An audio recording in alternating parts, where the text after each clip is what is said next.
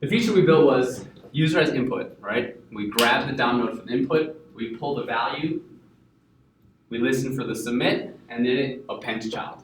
All right, so nothing crazy. We have alert me, console log something, and then console error. We could see boop, that functionality is still working, right? Bloop. Whoa, you alerted me. Little console log action, little console error action.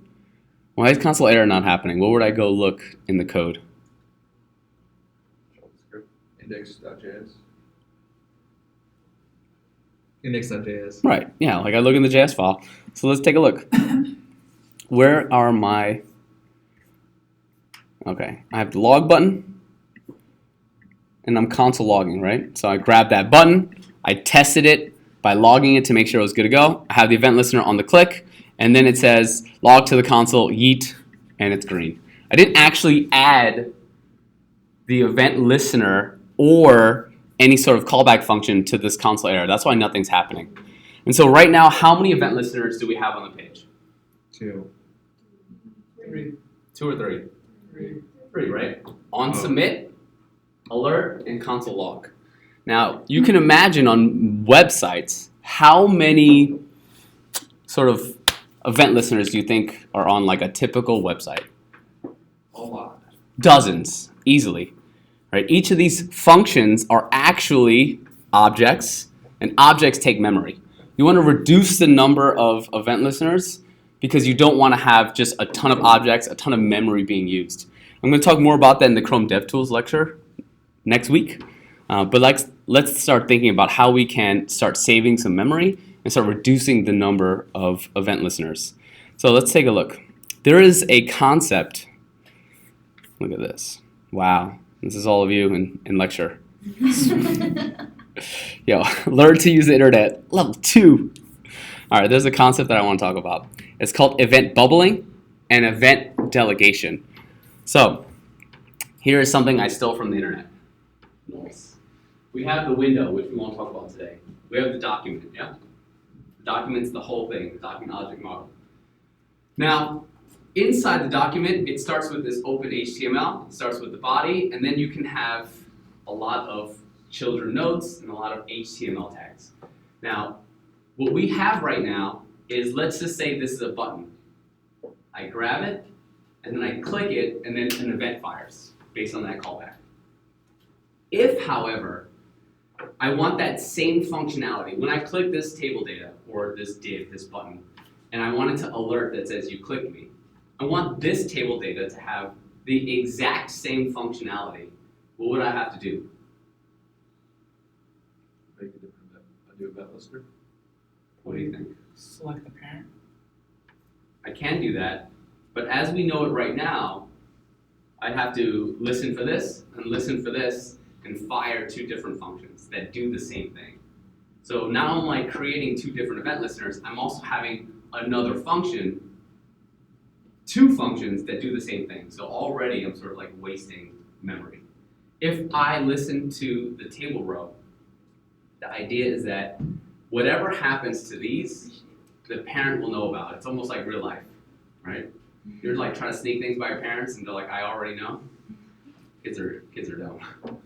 They make mistakes. So here's some terminology I think is important. Event delegation is the fact that you have 3 different phases of how events are acknowledged and recognized in the browser. So the first phase is the capture phase, meaning if I click this table data, it will actually trickle down all the way. The HTML tag will know I clicked it. The body will know I clicked it. The table will know I clicked it. The table body will know I clicked it. The table row will know I clicked it. And then finally, the table data will know I clicked it. This is actually what I clicked, which is the target. It will then do something called bubble back up.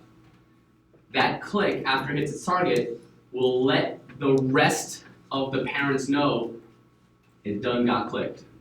Table row knows, table body, HTML document window. So all you have to know about all of this is that if something happens to the child, the parent will know. If something happens to a child, the parent will know. So if I click this table data, will the body tag know about it? Too easy, right? Think about it like this. I have 3 buttons. Cool? So far, so good. I have 3 buttons. What is the parent of these 3 buttons? This div is the parent of the 3 buttons, right? Then you're gonna go some more parents, and then helicopter parent eventually. If I click any of those buttons, does the helicopter parent know about it? No. Yes. Like right now within our code? Or no? Oh. Oh, always? It's that. Remember, events are always firing. Whether you are listening to them or not is irrelevant. You can listen for the event and then do something, but the event's gonna fire regardless. So, if I click one of these buttons, will the helicopter parent know about it? Remember, it's gonna hit that capture phase, and then it's gonna hit the target, and then it's gonna bubble up. So, if I know that, and I know I'm listening for a click, I can throw it on the parent. I can grab this div right here and listen for a click. That means that anytime the buttons, the children nodes, are clicked, this div will know. So far, so good? So, do I have access to this div right here? I can get access to it, I think is what you're saying. All right, but do I have access to it right now? No. How am I going to grab this bad boy? Give it an ID. I'm just slap an ID right on it, right? And all I'm going to do is make this ID the button parent. I've said like button mommy or button daddy before. The students didn't like that, so I'm going to not do that today. Great. How do I actually grab this button parent? Set to variable, const. There we go. Why const? This can't be changed. That can I don't want it to Oh, you change, don't want it to change. right? So I'm just going to put button, just kidding. Button parent is equal to the, document dot right, I have to query select it specifically by its ID, and that is going to be the botón parent. Cool. And then I'm going to test that code. Oh. Yes, I am going to add event listener, but first let's try just testing. Cool. So button parent. Boom. Refresh, and there it is. Notice how it literally is the container that holds all of them. Magic. So we're going to add an event listener on it, just like you said. And how do I do that? How do I add event listener? Oops, wow, code's so clean. So what event am I listening for? The click. And then what do I tell it to do? Correct, but specifically I need to give it what? Callback. No callback action. Boop, boop. Just kidding. All right. Oh man, I almost got stuck in JavaScript hell. All right. This function, this callback, needs to know about what? Specifically what? What do you think it needs to know about? Add. Right? Most definitely, right? E because E stands for Evans, and E stands for event. And what do I want to do here? Prevent default. What is the prevent default doing? Preventing default. Yeah, attaboy. What's the default action of a button? Ish. Remember, let's look at the functionality of my website right now. This logs, right? What happens when I click this button? Nothing. No thing, right? So what's the default Nothing. action of a button? Nothing. So if I prevent default of nothing, I know you're pattern matching. Check. All right, so we're not going to do that. But we will test to make sure this is working. And so I want to console log just the event. Only when the event fires. So far I've grabbed the button. I'm listening for a click. This is disgusting code and no one said anything. All right. And then I'm going to fire to this callback. Then the console log will log the event. So let's take a look. If I click inside new comment, this input, what will happen? If I click inside the input, Nothing, right? What about the comments H1 tag? Nothing, right? What about the console log? Something. It will log how many things? Boop. Oh, yeet from before and the event. What about when I hit the alert? What will happen? Something or two things. Which events? Alert's gonna pop up. And Okay. it's gonna console log the event. Okay. Ooh, interesting. Notice the alert happened first and then the log. Why? Wait for the event to finish. Or Not necessarily Because of where it is in the phone. because of where it is in the code, right? This happens first. Whoa, you alerted me. And then all the way down here on line 63, this log happens. So order matters, right? JavaScript will read top to bottom, left to right. So what about console error? What do you think will happen? It's just going to log the event. Remember what this whole div is. It's in this whole space, right? So if I click here, this is the whole space. If I click right here, what will happen? Because it's listening on the entire div. We could take advantage of this. Do we want anything to happen if you hit this white space here? No. No, right? That'd be disgusting. We only want something to happen If you press a button. if I hit one of these buttons. So, in terms of the event, I think the most important thing that we should be looking for is the target. Like, what did I actually click, right? So let's on refresh. If I hit console error, what did I actually hit? the button console error.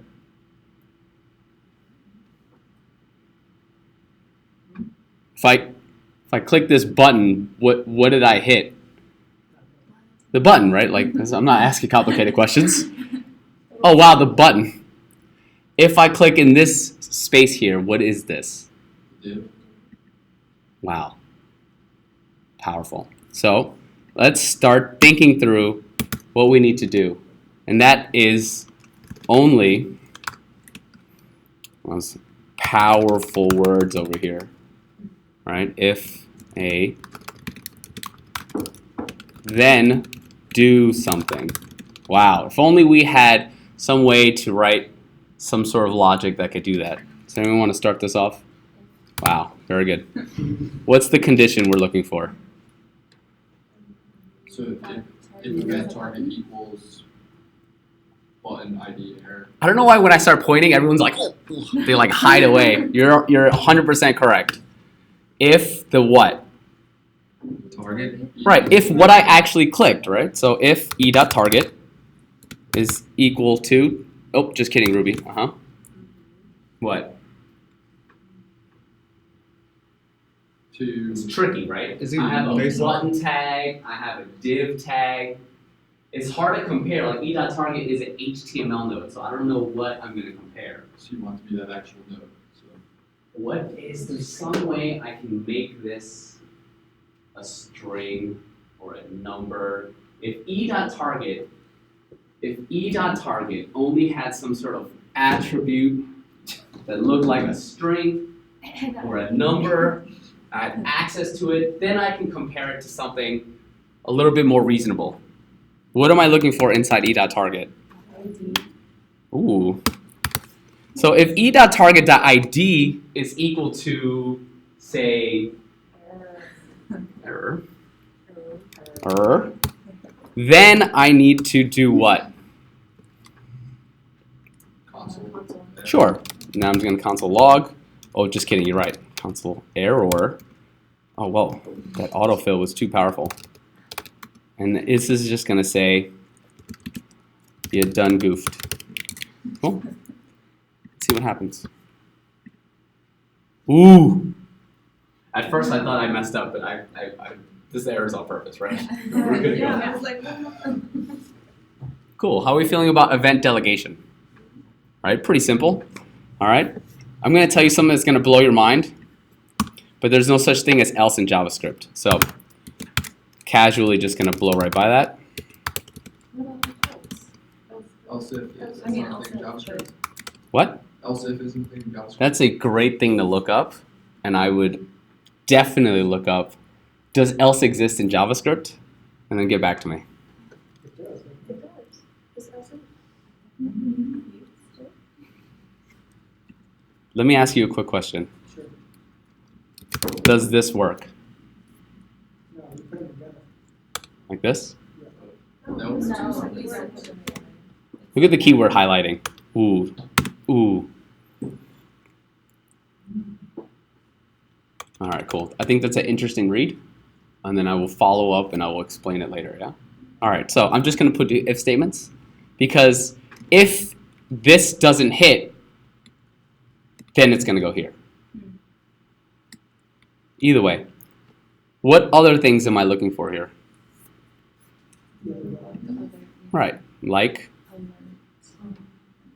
Right, so something like log, maybe something like bloop. Alert action. Do I need the other event listeners here? No, I can blast these, right? For time's sake, do you want me to finish this? Let's reveal our votes. Exactly. Cool. How do we feel about event delegation? Parents will always know about the children, and how we could use this to save memory, write one event listener for 3 actions. Check. So target is like always like the outermost child. Oh, just what's being clicked? Target is not necessarily always the outermost child. Target is exactly what it sounds like, and that is on my event of click. What did I actually click? Yeah. So You like, click multiple things whenever you click the div as well. technically no. So like this H3, right? So like here is the comments whole thing. Then you have the input, and then you have this div, the div, this p, this div, and then there's like a bunch of little divs in there. The div parent. Then you have, like, you can actually very microscopically get into, and you can hit each one of those elements, even though they don't take any space. So at any one time, you will only be hitting one HTML element. But you are correct in the way that they're nested, and so I can see where that logic came from. But how you feel now? Yeah, good. Good to go. Awesome. All right. No question on event delegation. Then we are ready to rock and or roll to our next. Oh, this is Dom intro. You remember that? Wow, you remember callback? Look at this. This is how y'all were looking at me when I introduced callbacks. Does it make sense now? Okay. I'm going to take that absolute silence as, yes, absolutely, that was the best. All right. Hashkip all review, one to many. Intro to Ajax. You want a break or no? Who says power through? Give me a break. Okay, no Kit Kats for nobody. All right, good to go. Let's talk about Ajax. What is What does Ajax stand for? Asynchronous JavaScript and XML. Asynchronous Java JavaScript. and XML? Okay. Yeah, you gotta finish, you know what I mean? I will finish what you started. Okay, that was a bad movie. So, asynchronous JavaScript and XML. What I want to talk about is what kind of user experiences that we can create because things are happening asynchronously. So allow me to very quickly scroll into your. Do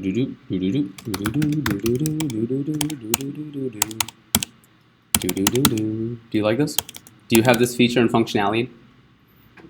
No. So you're on something. I'm gonna take a quick aside because I think it's important to talk about. Since you're very knowledge-hungry individuals. This right here is running my terminal. I am on something called ZSH. I learned it from an English guy, so they say Z like Z, so I can't stop. So ZSH is like sort of like how my operating system in Bash is working. You're all on something called Bash. If you do update your Mac OS, everyone has since pushed to ZSH. So the features and functionality that I can do is that I get additional things where if I type something and I continue to hit tab, I can actually scroll through the things that it will potentially finish. Also, the cool thing is I can search in the middle of a word. So like, you will actually have to type things out properly, but if I put dex, it will find index, and then it will find everything for dex. So I can recursively search through with just part of the word. Cool? All right. Anyways, I like ZSH. So this is what I want to talk about. Let's take a look at the code, and this is the website, all right? Styled heavily for your delight. Ajax, there's some sort of click here, and it just says your quotes here. Nothing crazy. Let's take a look at the code. Boop. I have JavaScript. I have this sleep function that I wrote because JavaScript does not have an organic sleep function. In Ruby, I could just write sleep, give it a number, it will sleep for that many seconds. This is a wild, horrible attempt at me recreating one because of computational power and how fast things calculate. I literally tried to take I to 12th to the 8th power. And if I give it a number, it like roughly adds to those like as seconds. It's disgusting. This is a lot of trial and error. Don't use this as a proper sleep function. This is what I'm going to do. I'm going to have a console log, and it's going to say starting the sleep function. I'm going to run my sleep, and then it's going to say, wow, that sleep took forever, 1 star. Also, by the way, I have a document.get element by ID, not query selector, because I'm old school. I'm a ES5 guy. And I'm going to add an event listener of click. And all it's going to do is console log. So if I do this here, you'll see that the log, in fact, does work. Cool?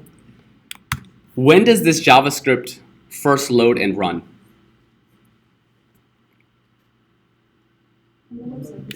On page load when the website's first loaded. So we need to take a look at the HTML. Wow, complicated HTML, right? I have this in here. How are we feeling about this? G to G, good to go? All right, okay. And now I just have a very simple, super styled HTML website. The idea here is that I'm going to console log. I'm going to sleep. It's going to wait 10 seconds.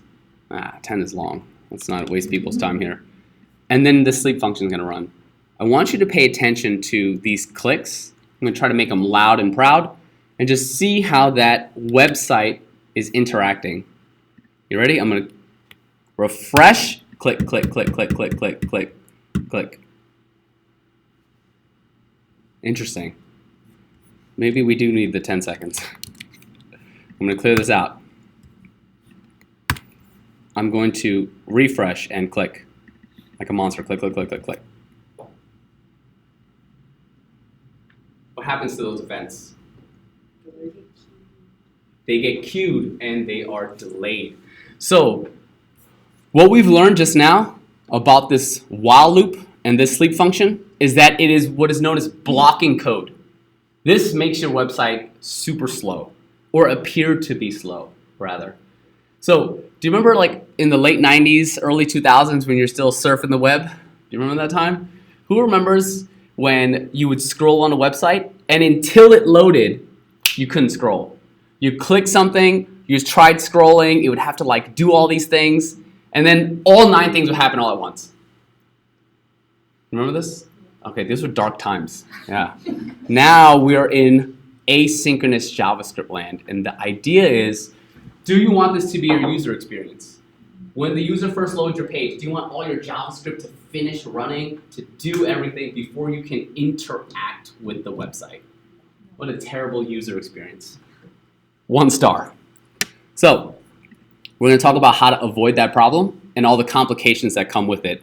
Because as we've talked about before, if your users do not have interaction in the first, honestly, 1 second, they will think your website sucks, it is slow, and they will not use it. Without users, there's no money. Also, no one's going to use your app. You spent days, weeks, months building it, and they're like, yo, it sucks. And you're like, yo, I put so much work into it. It's a bad UI. All right. Before we can talk about JavaScript and the way that JavaScript does requests, especially the mean girl style, which I think we all know, stop trying to make, it's not gonna happen. Okay, good to go. Let's talk about how Ruby does it. Oh, good old Ruby, good old synchronous Ruby. How are we feeling about Ruby? Forgot about it already? ES6, ES6. All right, let's look. I'm gonna require something called REST client. Did you use REST client in your mod 1 projects? Yeah. I'm trying to remember. Did you make any web requests using Ruby? One time. Yeah, we did, because we were requesting the API. We did a Star Wars API land. That was the only time I used it. Okay, cool. Yeah. Not for your project? Yeah, for our project. We didn't. Okay. Also not to. All right. Because we do things in New York a little bit differently. We don't actually say that. I don't know why I did that. Great. I'm gonna actually require a REST client. I'm gonna require something called JSON. What is JSON? Object notation. Very good. Very good. Does anyone know what that actually is, though? It's a story language. Did you watch the video? Yeah. Wow, that's powerful. This is what is known as a, regardless of what this says right here, a language agnostic sort of data. The idea behind it is that if I have this language agnostic data, right, there are key value pairs, there are arrays, there are strings, there are numbers in every single programming language. I don't want to punish people for using Python or Ruby or JavaScript in terms of being able to access my data. If everything is in this like JSON format, then the idea is that no matter who is using the website, they should be able to access my data. So I probably should have checked this beforehand, because this is always real sketch. Okay. Looks pretty normal today. So the idea is that, like, we talked about websites and they're being built in HTML. Where is the data coming from here? Me and my grandpa in med school 7 years apart. I'm not going to see the full image. All right. Where is this coming from? Let's take a look at the dev tools. I can, however, go to this and I see, oh, look, it's just a, wow, that's disgusting. That is, come on, Reddit, you're better than that. All right, that's disgusting. It's just this H3 tag, right? And if I wanted to, I can be like, yo, it's me, your boy. Ooh, that's dicey. All right, you can get real crazy. What is this? Oh my God, an image tag? I wonder how I can change that. Let's do this. Like pictures of otters. I don't know why. Sometimes my class is like, look up pictures of otters. I was like, okay, they're cute. This is super cute. Copy image address. Let's go back to Reddit. Let's take this string. Wow. Sometimes I like. So now we're all web developers, right? We've hacked Reddit. Not really. I will like mess with the DOM. I go on CNN. I'll use the CNN headline. I'll make sure the date's in there. And then I'll change the picture of me like crossing the finish line like this. And like Wang Tran wins gold at all events. Take that, China. Did the same thing today with the LeBron James tweets. Attaboy. So the idea is that like, where is this data coming from? Because they just go in the H1 tag. They just go in the script tag. I see reddit.com. Okay. Reddit.com. What does this slash mean? The path. Yes, but specifically just the slash is home, root, right? I can ask for the JSON. Ooh, what is that? And I bet you some picture links are in there. So the idea is that if I can grab this data, I can rebuild a website. I just need this data. I need the links to the images, I need the text, I need some information. I bet you the number of likes for that is somewhere in here. Probably a score. Oh, score? Yeah. 31,853. Where was that? I missed it. Oh, there it is. Yeah, Yeah. cool. So I can pull the data from the interwebs, and then I can just, if I can do a request, a GET request to this, I could pull the data. Does it matter if I'm trying to build this in Django or Flask in Python, in Rails in Ruby, or if I'm going to use JavaScript or maybe React? That's why JSON's important. Cool. All right. So I'm going to require pride because we all know I never make mistakes. Absolutely. Okay, you're supposed to laugh at me. Yeah, this is just the debugger, right? All right, so, wow, look at this very similar app. Puts taking a quick nap, BRB.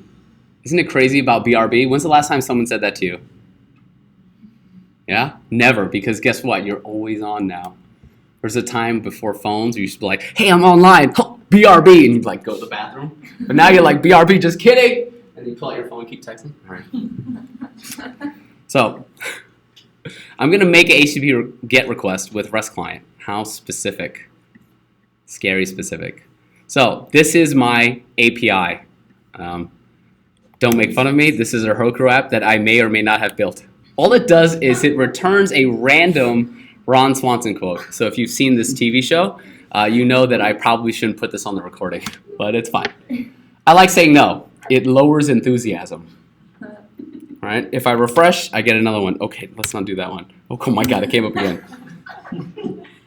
Yes, honor. If you need it defined, you don't have it. Wow, that was real deep. But also, does everyone understand how this API is working? Every time I hit it, I make a new GET request, it returns a random array that holds one string. Nothing complicated. So, I'm going to use REST client. I'm going to make a quick GET request. What type of data is this variable? Array. What type of object am I going to get back from this? So for example, if I did something like, I don't know, array.new, and I'm going to put, what type of data structure is this? What type of data? What is this? Object. A specific type of object, an array object. So if I'm doing REST client.get, this must be a, Array object. try again, REST client. right? If I made a class called dog, and I put, what type of object is this? Dog object. Again, one more time. What will Ron Swanson quote be? A REST client object, right? So if I hit this pry, I'm going to run this Ruby file, and I'm just going to go boop. Interesting. So taking a quick nap, BRB. Okay, I'm awake now. Making an HTTP GET request with REST client, and now I'm here. So if I check and test the Ron Swanson quote response, I will get a REST client object. That makes sense, right? Is this the data I need, or is it somewhere in here that I need to go through and grab and pull out of it? It's in there. It's in there, right? We got to get up in there. So I can run a command called json.parse. So I'm just going to do this. Bloop. And there it is. I have taken the REST client response object, which made the request, right? It made the GET request to that URL. Came back with the REST client object. And now I need to pull out the JSON data in it. So I simply did json.parse, passed in the Ron Swanson quote, and I got that array. Oh, I didn't even read it. Okay, it's very good. So it's just an array of one string. How are we feeling about pulling that data out using JSON? Right? It's something that we need to do. That's really all that was for, right? And then I just printed it for you. Also hot dog. Anyways, let's go back to JavaScript. How do we make requests in JavaScript? Right? Because in Ruby, we used REST client. How do we do it in JavaScript?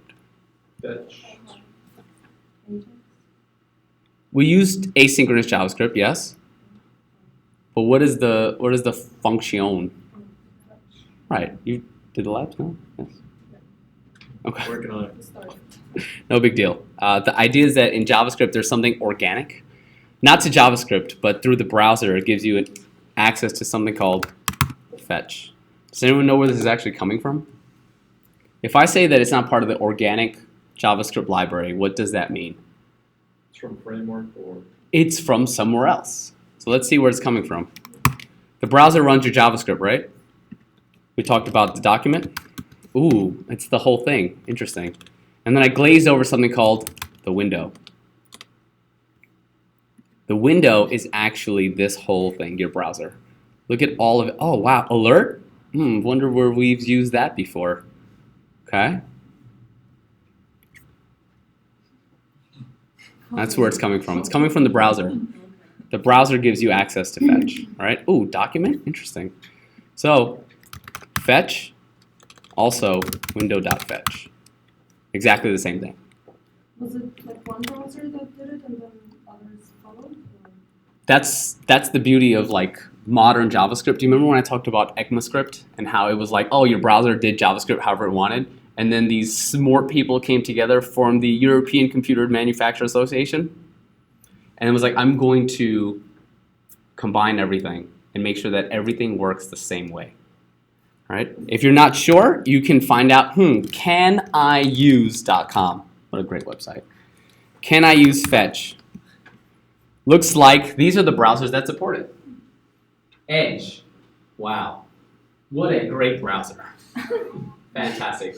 5 stars. Right? Chrome almost from the beginning. Opera. Okay? And all those others support fetch. Cool. If you're wondering, should I use CSS Grid or CSS Flexbox?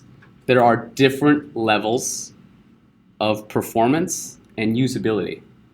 And so you can see what versions are supported.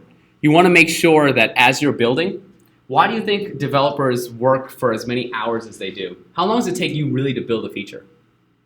Seriously. Maybe a few hours. Right? So how do developers keep their job and say like, look, I need you to build these 9 features. Also, I'm going to pay you like $150,000 a year full time. Sure, sounds pretty good. Where do I sign up? Here's why. It's because once you build a feature, and then Grandpa is using Internet Explorer and it doesn't work, you now have to build that exact same feature to support Internet Explorer. So how do you write fetch in ES5? That's a lot of work. Congratulations. That's what we do.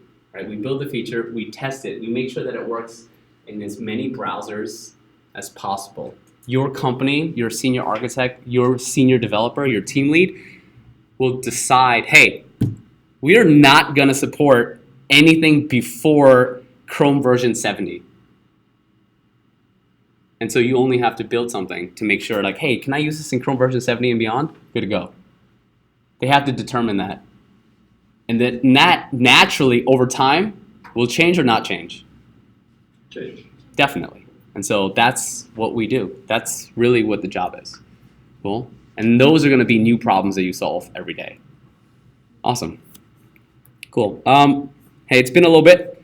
We just started to get to this sort of request for JavaScript. We talked about like what the problem is initially. If you do everything synchronously, do you want to take a break or do you want to power through? Break, power through. Okay, one more time. Break. Just one? Okay, great. Let's take a short, quick commercial break. Labor laws. Was it ruining this country? Then after the fetch? So, will I see this one first? Yes. Will I see this one second? Yes. It's a true question. Maybe. No. Will I see this one second? No. Yes. No. Okay. And this one should be third because JavaScript runs top to bottom, left to right. Theresa May, oh Maggie Thatcher. All right. Sorry for purple. It's my favorite color. Okay, that wasn't really helpful, right? But thank God for this one line. Before the fetch, show. After the fetch, and then the data from the fetch. Why would this be happening? I'm about to. I'm going to draw for you. You're welcome. Just get my painting hands ready to go. So let's learn about some computer sciencey stuff, and let's pull in that event loop video that I forced you to watch and all of its magical understanding. All right, so the first thing I'm going to talk about is this data structure called the stack. This is what it looks like. You're welcome. The idea behind it is that, let's just say I'm at IHOP. Oh, no, I'm in Waffle House. Saw that? You're down south now. Culturally appropriate. I've got a couple of pancakes in here. All right, this is what they look like. All right, this is pancake 1, 2, 3. Okay. I see the shade coming in. Very good. If I want to eat pancake number 1, what must happen? Given that I'm not a savage and I don't just cut right through like a monster, how can I get to pancake number 1? Obviously, right? Pancake number 3 is going to pop off, and then pancake number 2 is going to pop off, and then pancake number 1 is going to pop off. In the order that they went in and the order that they went out, how would you describe it? First one is in, right? And that means that number 1 has to be the, so there's a concept for stacks, the data structure called stacks. So I'm trying my best to squeeze in as much as I can, right? We know about arrays, hashes, strings, numbers, but computer science, right? Hashes or objects like key value pairs, or Python has dictionaries. Then you have a stack is a data structure. That's a type of data. We talked about the DOM, and the DOM has a bunch of nodes, which is actually a I don't know what I was doing. A tree, right? I was like trying to do like YMCA, it didn't work. The DOM is a tree. A tree is another type of data structure. So I'm going to try squeezing it in. I'll give you one more before the end of the lecture. So a stack has a first in, last out execution. This is how your code runs in JavaScript. So this is what I mean. Let's explain. Now, I have in my code, I'm going to do this. I have a console log. Function, yes or no? Why? The bananas, right? This is being invoked. This one too? Yep. Okay. Now, let's think of a very contrived example, which is going to be like really messy and unnecessary. I'm going to have fun functions. All right, fun 1. Boop, boop. Just kidding. And this is going to log. Sorry, just kidding. Let's do this. I need to make all these functions. Boop, boop, boop. 2. Oh, just kidding. 3. And finally 4. Guess what function 1 does? Calls function 2. What a dirtbag. What does fun2 do? Calls 3. What a dirtbag. And what does 3 do? Returns string that says yay. Wait, what a dirtbag. What a dirtbag. And what does function 4 do? Calls function 1. Sure. I mean, yeah, we could do that if we want to. Fun 1. Did not see that coming. Usually people say, just log, please. I'm done. The idea is that this is how your JavaScript runs in a data structure called stack. You ever heard something called the call stack? Oh, the call stack? No? Okay, this is what's actually happening. Huh? Yeah, I guess when I saw it was in that video that you had was Right. This is how the call stack is really working. When I get to line 14, right, let's just say I didn't have this stupid sleep function and all these comments, right? This is essentially line 1 of my code, right? I have a console log. This is what's going to happen. I got to zoom out. I'm going to have the console log. Let me do this. The console log is a function. Ooh, y'all like that? It's pretty spicy. It goes on to the call stack, right? And then what does console log return? Starting to see. That's right, undefined, right? Just it returns undefined as a trick question, but it will just print the code and then stop, right? And then once it's done and it returned that undefined, guess what happened to the console log? Pops up. Bloop, bloop, bloop, bloop, bloop. And it goes away, right? So I should probably erase it. All right. Console log number 2 is a function, goes on the call stack, and then pops off because it just returns immediately. Let's talk about function 1. Function 1 goes on the call stack, all right? So I'm just going to do F1. What does function 1 do? It calls function 2. So I'm on a touchpad, all right? Be nice. So that just looks like a S. I'm sorry. It's a function, and it goes on the call stack. Check or hold. Okay, and function 2 does Calls 3. calls 3. I'm just going to put 3, all right? You guys are bullies. So 3 goes on the call stack. Wow, what a lovely pancake. And what does 3 do? What a dirtbag. It does that, but more specifically, the keyword I'm looking for is return, which means that the function is complete. If the function is complete, it pops off the call stack. Is there anything left to do in function 2? No. Which means it pops off the call stack, and then 1 Pops off. pops off the call stack. And then function 4 runs, and the whole thing starts over again. Disgusting.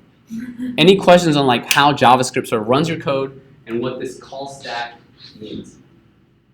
Yeah, So, questions. if you actually invoke one of them, because right now it's just, Oh, right. I would like have function 1 be invoked. and then that starts the. Yeah, that would start it.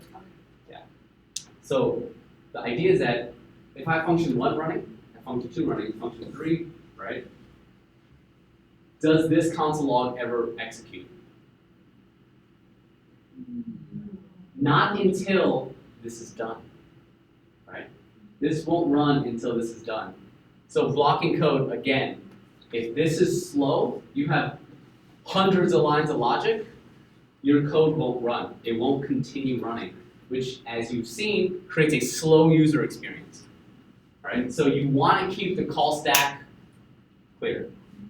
Because if the call stack is clear, the next function runs, the next line of code runs, and your JavaScript can keep going to create that fast, speedy user experience, right? So, if that's what's happening, right, and I'll do this because it's obviously important. While function run is running, we will never get to the log or the fetch. All right, that's the idea. Now, let's talk about how that pertains to this. So I'm gonna clean this out. You like that? Oh yeah, boom. All right. Luckily for you, I can draw gain. Boom, new call stack. Surprise. What's happening here? Console log, right? I'm just gonna put C as the pirate's favorite letter. It'll go on the call stack and then it will pop off. What happens to fetch? Fetch goes on the call stack, and what happens? Fetch will return what? A promise. A promise, right? So if it returns a promise, pops off the call stack. How long do network requests take? No seconds. The unanswerable question, right? How long do network requests take? How long will it take to hit this API, get the data, and come back? Impossible to say. How fast your computer is, right? How fast the internet is, how fast the server responds, what their development looks like in terms of infrastructure. So it's unpredictable. Do you want this fetch to go get the request, come back with the data, do the stuff, and then continue running your code? What does that sound like to you? Slow. Yes? 1-star user experience. One slow, one star user experience, but specifically blocking. So we don't want to do that. So fetch will actually pop off the call stack and return a promise. And then we'll do some stuff later. But where does it go?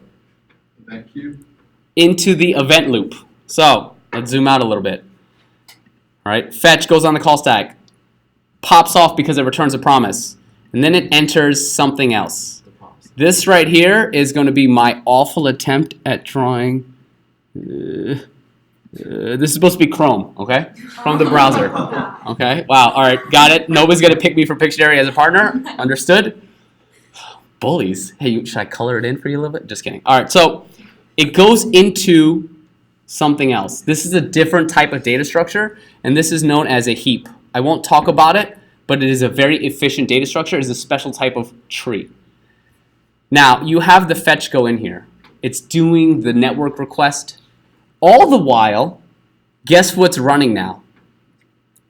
More JavaScript. Your code continues to run to create that 5-star user experience. Once the request is done, right, it actually hit the API, it resolved, the response came back, it will now enter a new data structure.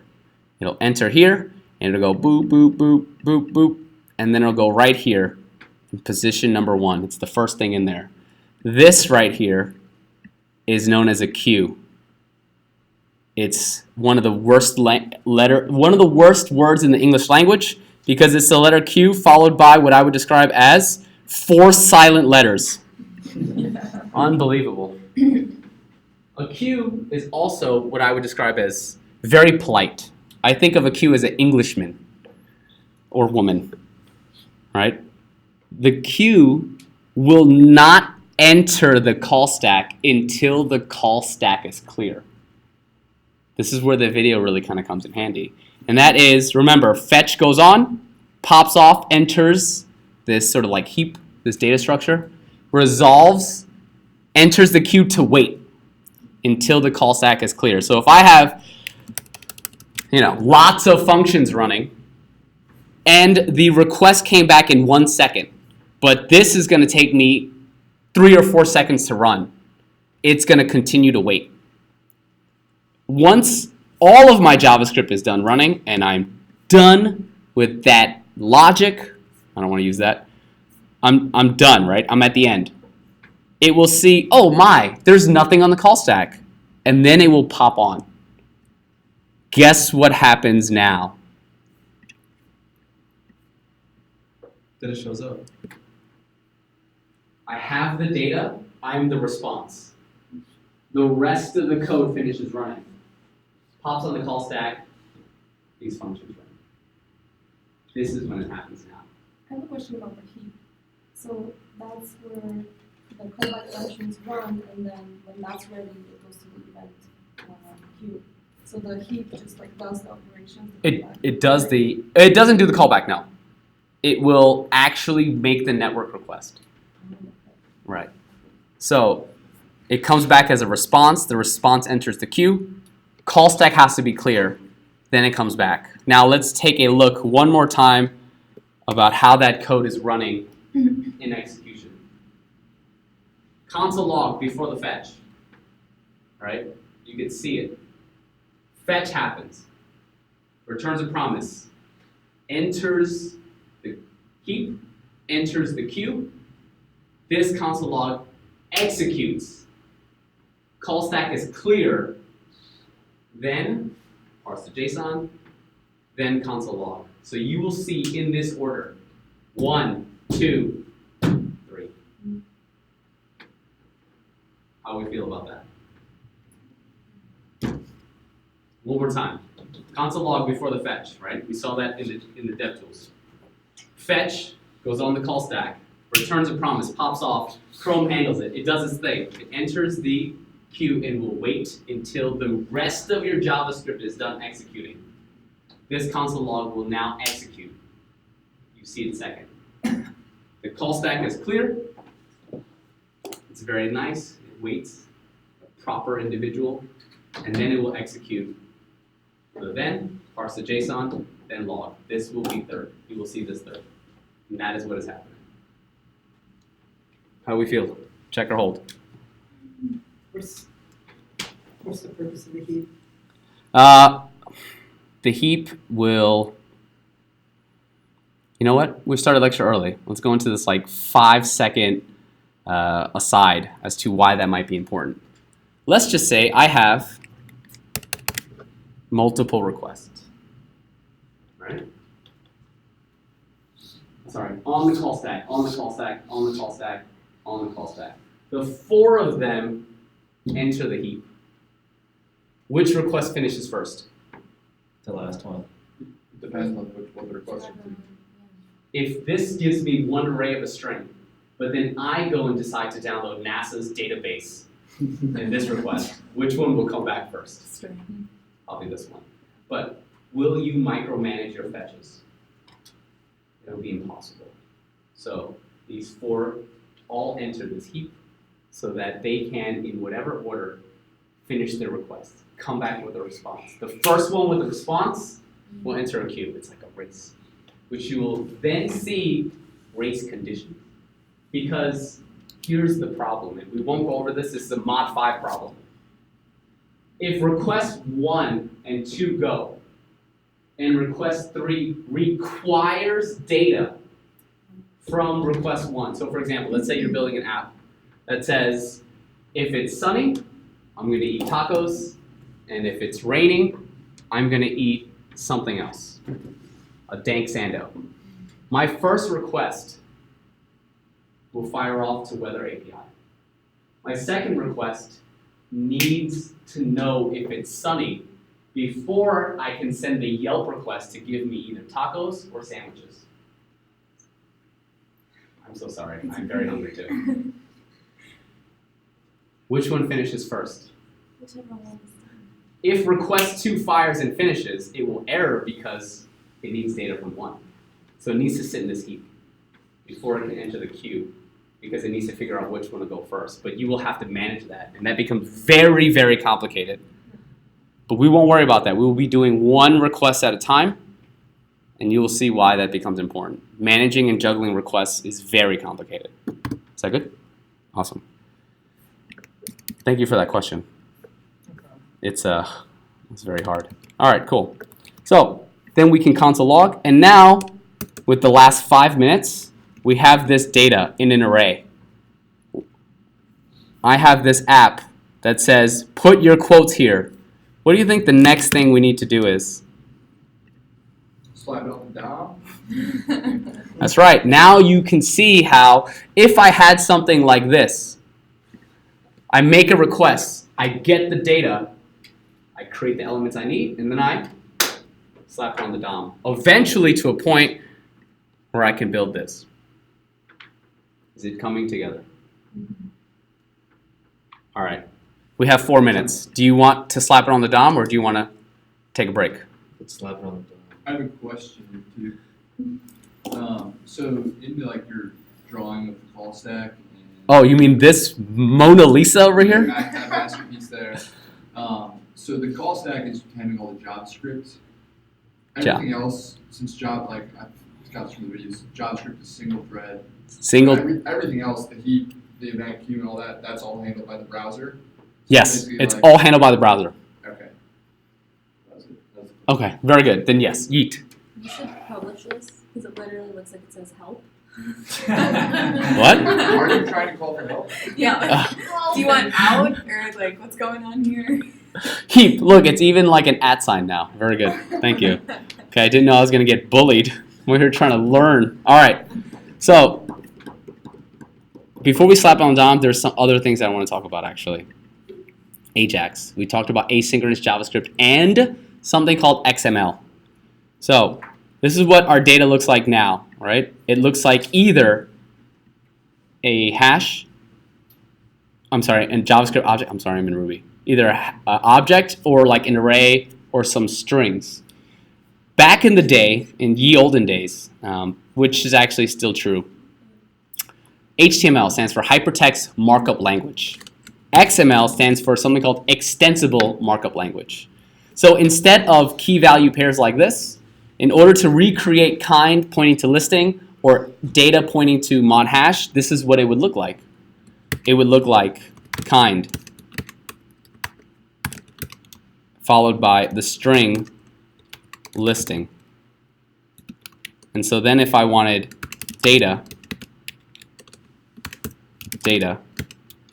then I would open up mod hash. Yeah, you can already see it, right? And this is, for whatever reason, an empty string, worthless. The idea is that, like, this is just key value pairs, right? How much extra text am I sending over the internet? So much. Lots and lots of extra text. If I have to wrap kind, end kind, data, end data, children, end children, approved at UTC, end, it's like close approved at UTC, all that extra string counts as real bytes of data. Back in the day, like I told you, did you have unlimited data on your phone, in your little BlackBerry, surfing the web, BlackBerry browser? Right? If I can shrink down, instead of sending 218 bytes of data, to send the exact same thing in 107 bytes, not only is it faster, but I've saved my customers money and time. And so XML still exists and is used in production for a lot of reasons. However, the newer format, the more popular format, is going to be JSON. And so that's why we have Ajax. It was originally asynchronous JavaScript and XML because you would make these requests for XML data. I'm sorry, that is unfortunately time today. That being said, do you feel like I'm cheating you in the way that I did not slap it on the DOM? No, you know how to slap it on the DOM, right? I know I slap it on the DOM. But You can slap it on the DOM all day. Cool. Are there any questions about what we learned? We talked about a lot of things, right? Talked about first in, last out as a stack. We talked about queues, which now you think about it, if this is the first one in, all right, it's also the, First out. right, so a queue has a FIFO data structure. Like most businesses. I have a question, Yes. actually. So technically, Ja, the fetch is returning a promise. Yes. Which is then returning another promise. yes. Could you? If I wanted to, check it out, ready? If this said hot dog, Yeah. what would this be? Hot dog. This would be hot dog. Remember, it pulls in the return value of the last thing. Right, but could it ever Could it ever stop? not stop, but like get queued again to or no? Like when it ever go back to the heap, it only goes to the heap on the fetch. That's it. Yeah. And after that, Mhm. comes the parse. Right. and does That what was it's my supposed Promises go on forever, and then never break a promise chain. to. Ha ha ha! Hilarious joke. So good. Okay, great. Thank you for your time today.